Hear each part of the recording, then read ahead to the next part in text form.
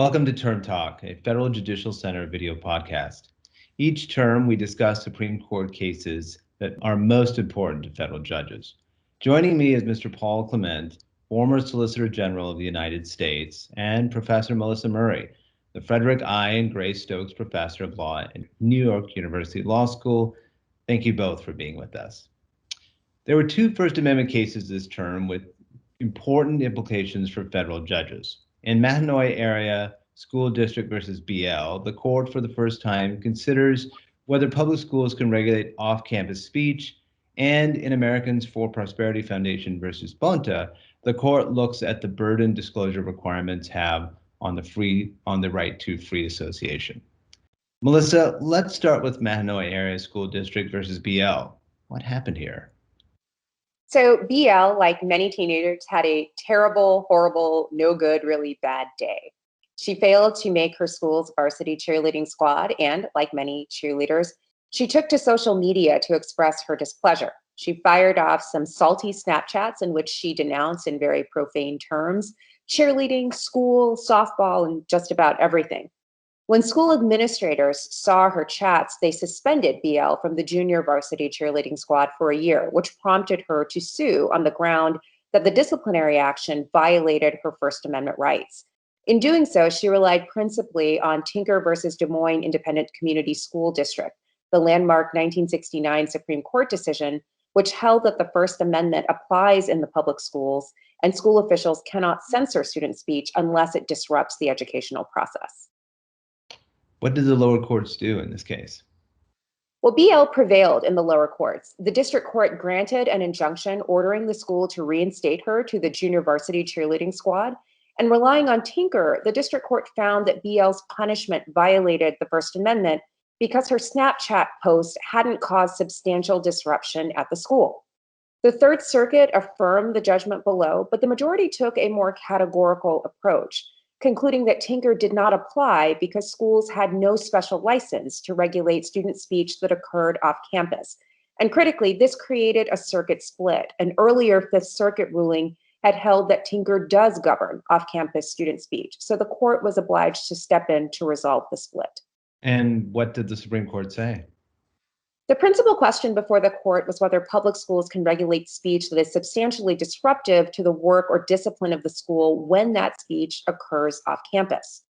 Writing for an 8-1 majority, Justice Breyer affirmed the lower court's ruling for BL, but rejected the Third Circuit's categorical approach to Tinker. As he explained, BL's speech was not sufficiently disruptive to the school environment to be regulable in this case, but other cases might present speech that was more obviously within the school's regulatory ambit. So to determine what off-campus speech was subject to school regulation, the court provided no bright line rules, but instead identified 3 factors that lower courts should consider in future litigation. Paul, what was the thinking of the court? Well, the court walked through the factors that Melissa alluded to, and then it basically rejected the justifications that the school offered for restricting the speech. And they really fell into 2 basic camps. One, the school suggested it was trying to promote civility or prohibit vulgarity. And the court rejected that both because the school was not making some sort of concerted overall effort to protect civility, and none of the speech at issue here specifically identified particular school officials. And then with respect to the school's argument that the speech was disruptive, the court concluded that there just wasn't sufficient evidence of a real disruptive effect on the school in this case. Paul, what are the takeaways from this case? So I'd say the takeaways are 2. One, I do think it's going to make this case will make it much harder for schools to regulate speech that occurs off campus. One way to understand the majority opinion is that it took many of the arguments that the plaintiff and the ACLU had argued that supported never allowing schools to regulate off-campus speech and said all those same factors mean that schools will hardly ever get to regulate speech off campus. And so I do think in cases where schools regulate off-campus speech, they're going to face a heavy burden. The second thing I would emphasize is I don't think this case definitively answers the question of whether schools can hold students who volunteer to participate in extracurricular activities to a higher standard than the general school population. That was an argument that was raised by the Solicitor General, and I don't think the court definitively resolved it. Melissa, what's your take? This was obviously a very important case. It was the first time since Tinker in 1969 that the court resolved a case in favor of a student in a school speech situation. Nevertheless, I think the case actually prompts more questions than it answers. And going forward, courts are really going to have to grapple with these three factors and apply them in a more complicated public school context, one in which social media is endemic, and one in which the prospect of expanded remote learning means that the traditional boundaries of the school campus are no longer so clearly demarcated. Paul, let's move to Americans for Prosperity Foundation versus Bonta, and how donor disclosure requirements impact the First Amendment right to free association. Can you get us started on the case, please? Absolutely. This case arises out of a California law that was designed to redress the possibility of charitable fraud. For a number of years, this law required charities to submit to the state a federal form that listed identifying information about their major donors. For a number of years, the state actually didn't rigorously enforce this law. A number of charities blocked out identifying information on the forms they submitted, and the state didn't vigorously enforce it. But they began enforcing it in 2010, and as soon as they did, a number of charities brought a First Amendment challenge to the law, saying these disclosure requirements violated their First Amendment rights. The case then ping-ponged around in the lower courts, with the district court ruling in favor of the plaintiffs, only to be reversed by the Ninth Circuit. And after a couple of rounds of the case going back and forth, the Supreme Court took the case up and ruled in favor of the plaintiffs and against the state by a 6-3 vote in an opinion written by Chief Justice Roberts. Paul, take us through the majority's reasoning. So the majority's reasoning really first focused on what level of scrutiny applies in these kinds of disclosure cases. And the court clarified that what it called exacting scrutiny applies. And the court indicated that that's a level of scrutiny somewhere between intermediate scrutiny and strict scrutiny. And most particularly, the court clarified that in applying exacting scrutiny, although the courts would not demand that the law be the least restrictive alternative, the court made crystal clear that narrow tailoring analysis applies. The court then applied that exacting scrutiny test and that narrow tailoring requirement to strike down the law, largely on the grounds that the state used this law not principally to investigate targeted charities where they thought there was a problem, but required all charities to submit these forms.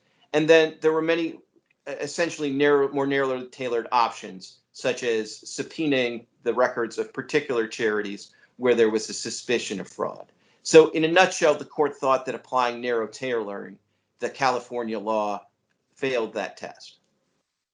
Melissa, what about the dissent? How did they view the case?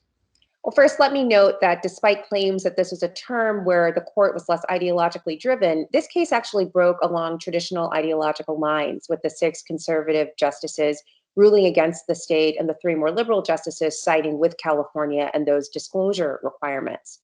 Justice Sotomayor wrote the dissent, which was joined by Justices Breyer and Kagan, and her dispute with the majority really was about the sequencing of the First Amendment analysis. As she explained, past precedents had required that to establish a cognizable burden on their associational rights, plaintiffs must first plead and prove that disclosure will likely expose them to objective harms, such as threats, harassment, or reprisals.